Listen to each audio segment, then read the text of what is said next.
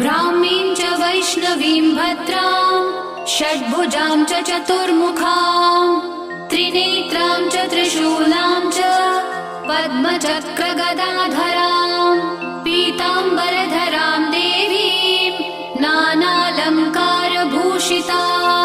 तेजःपुञ्जधरां श्रेष्ठां ध्यायेत् बालकुमारिकाम् ओङ्कारलक्ष्मीरूपेण विष्णोर्हृदयमव्ययम् विष्णुमानन्दमध्यस्थम् ह्रीङ्कारबीजरूपिणी